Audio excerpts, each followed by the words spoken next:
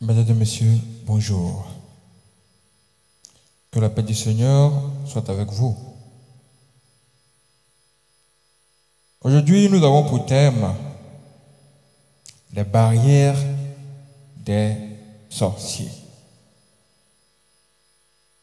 Nous allons d'abord entrer dans notre Bible, Deutéronome 28, verset 7. Et dans Deutéronome 28, verset 7, il est écrit ceci. L'Éternel te donnera la victoire sur tes ennemis qui se lèveront contre toi. Ils sortiront contre toi par un seul chemin et ils s'enfuiront devant toi par 7 chemins. Comme je viens de vous le dire, le thème de ce matin s'intitule « Les barrières des sorciers ». Beaucoup de gens ne savent pas que les barrières des sorciers existent. Mais d'abord, c'est quoi une barrière? Qu'est-ce que c'est qu'une barrière? Selon les Français,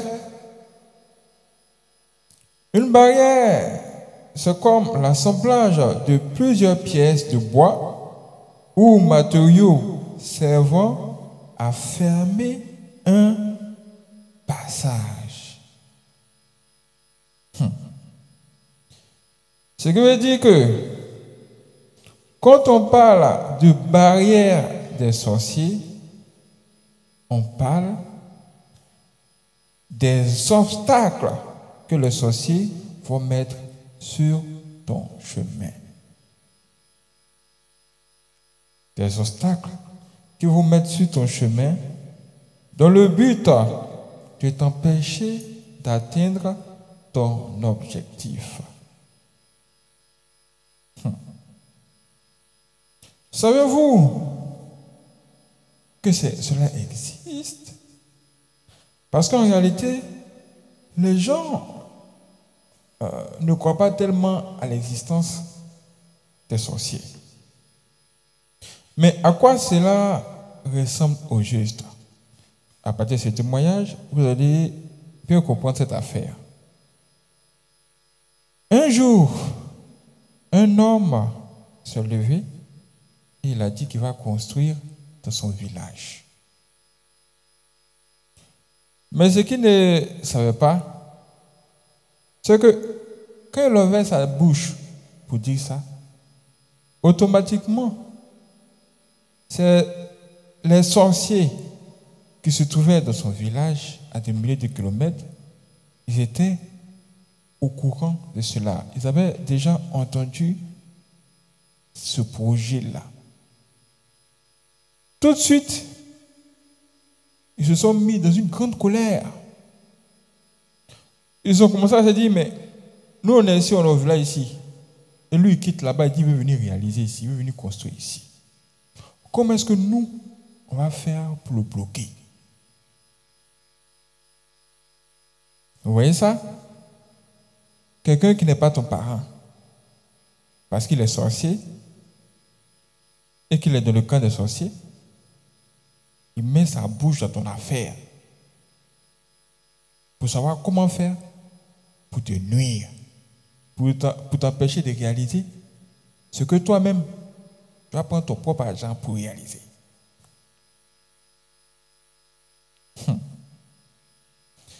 Mais en ce moment, cet homme riche ne savait pas qu'il y avait un plan qui était derrière lui.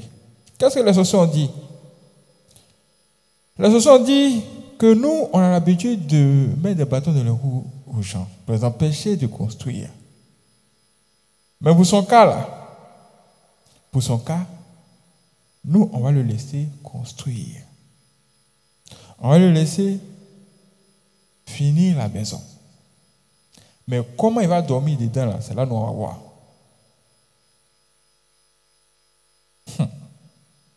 Et le monsieur, cet homme, il s'est levé, il a réuni tout ce qu'il devait réunir et il a commencé la construction de la maison jusqu'à la fin. C'est terminé. Il vient, il aménage, il met tout.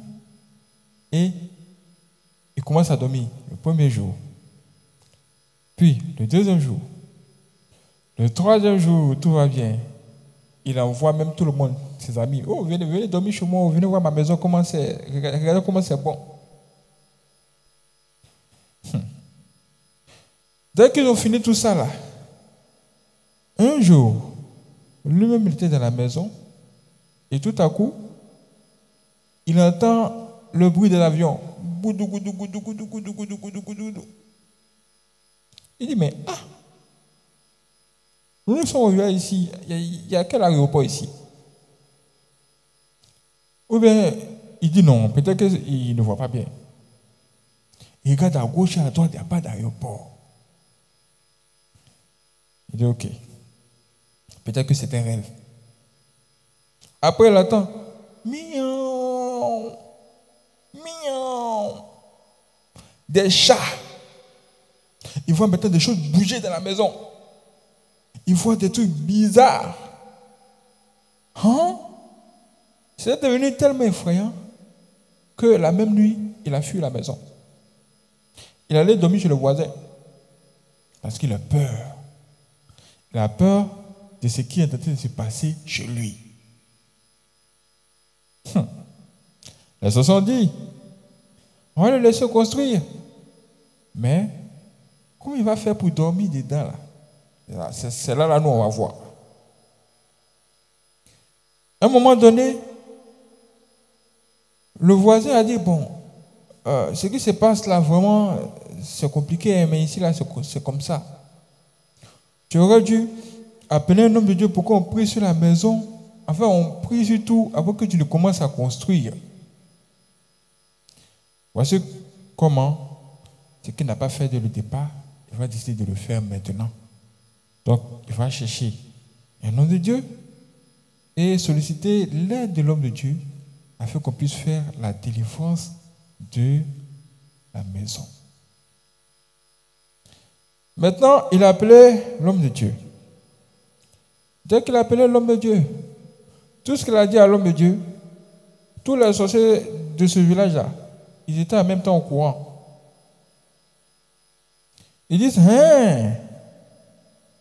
Donc, ils cherchent une puissance. Une puissance pour venir combattre nous, notre force. On voit ça tout de suite. Voici comment, à distance, ils ont commencé déjà à combattre l'homme de Dieu. Et voici ce qui va se passer. Voici à quel signe l'homme de Dieu lui-même va comprendre qu'il y a un combat qui se passe. Il était en route pour le village de cet homme riche. Et pendant qu'il est en route, dans le véhicule, à un moment donné, la voiture, ils ont senti que la voiture est passée sur quelque chose. Ils ont dit, mais qu'est-ce que c'est? Mais comme le bruit était fort, ils ont arrêté le véhicule, ils sont descendus et ils vont voir. Ils arrivent et ils découvrent que le véhicule est passé sur un gros serpent. Le véhicule a écrasé un gros serpent. Il y avait même le sang sur la punée. Ah! Qu'est-ce que c'est? Qu'est-ce que se passe-t-il? Voici comment ils vont remonter dans la voiture. Après ça, ils vont continuer le chemin. Pour eux, c'est juste une coïncidence. Loin de là, on va dire peut-être à 500 mètres comme ça, leur voiture encore passe sur quelque chose encore. Ils redescendent. Ils voient encore. C'est encore un autre serpent. Ça fait combien de serpents? Ça fait déjà 2 serpents. Qu'est-ce qu'on va faire maintenant? Est-ce qu'il va reculer? Ils avancent encore. Loin de là, la voiture encore passe sur quelque chose. Et qu'est-ce qu'ils remarquent? Quand ils descendent, ils découvrent que leur voiture est passée sur un autre serpent encore. Ça fait 3 serpents. Ça fait 3 serpents. Mais toi-même, là, si c'est toi, tu as dit quoi? Est-ce que tu as pensé que c'est une coïncidence? Ou bien, tu as dit quoi? C'est une coïncidence? Ou bien les serpents avaient trop faim. Ils ont quitté leur brousse pour venir sur la route. Bon, ils ont quitté leur brousse pour venir sur la route là. Pourquoi c'est là où toi tu as passé là? C'est quand toi tu as passé là, les serpents là aussi viennent. Les coïncidences aujourd'hui n'existent pas trop. Hein? Faites très attention. Maintenant, que représentent ces serpents-là? Qui sont les serpents-là? Si tu poses la question, souvent tu dois te poser des vraies questions pour avoir de vraies réponses. Qui sont les serpents-là? Il va où? Et puis il y a de telles choses. La réalité, c'est que les serpents-là, ce sont les sorciers là-même qui sont là. Ce sont eux-mêmes. Il va faire un combat, non? Eux sont déjà au courant qu'il arrive. Et le combat a commencé sur la route. Il va commencer par voir les bêtes. Peut-être que toi, tu venais voir l'homme de Dieu. Tu dis que tu viens à l'église. Mais dis chez toi là-bas, là, les cafards. Les cafards ont commencé. Dès que tu te lèves, tu t'habilles, les cafards disent, tu vas où? Dès que tu es sorti de la maison, les magasins disent, hé, il met ta ami. Tu vois des choses bizarres qui vont commencer à se positionner sur ton chemin.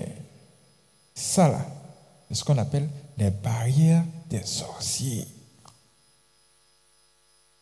Face à ça, quand l'homme de Dieu a vu ça, il a compris qu'il y a quelque chose qui n'allait pas. Et qu'il fallait se lever vraiment là dans la prière. Qu'est-ce qu'il a fait? Celui qui conduit le véhicule, tous ceux qui étaient dans le véhicule, sortez, venez ici en prière. Il a pris l'eau. Il a prié sur l'eau là. Versé sur le visage de chacun. Versé sur le visage. S'il y avait quelque chose qui barrait leur vue, ou bien quelque chose qui les empêchait de pouvoir avancer comme ils se devaient, au travers de ce rituel, il a fait tomber cela. Il les a d'abord blindés. Un homme de Dieu doit commencer par blinder les gens qui l'entourent. Une fois qu'ils sont bien blindés, c'est là qu'ils ont pu atteindre le village. Et le combat a commencé. Le vrai combat a commencé pour la délivrance de la maison de cet homme de Dieu. Vous avez vu tout ça? Les barrières des sorciers. Et le véhicule qui a écrasé les sorciers, en fait le véhicule qui a écrasé les serpents, cela signifie que ce sont les ennemis, ces ennemis, les sorciers là, qu'il est en train de commencer à les écraser comme ça. Ce qui veut dire aussi que cela est un bon signe pour te montrer que Dieu est véritablement avec toi. Ça veut dire que toi, si tu arrives dans un nouveau quartier, et puis tu commences à voir les chats apparaître chez toi, les chats venir te dire bonjour la nuit. Il ne faut pas te dire que ce sont les mêmes chats. Il faut prendre un balai, il faut les poursuivre. Si tu vois les maguas venir te dire bonjour tous les matins, ce ne sont pas des mêmes maguas, il faut les écraser. Si tu les écrases, tu écrases tes ennemis. Ce n'est pas un jeu. Ça, c'est ce qu'on appelle les barrières des sorciers.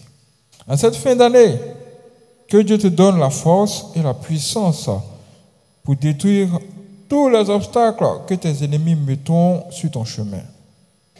Que Dieu vous bénisse et que vous ouvre de nouvelles portes.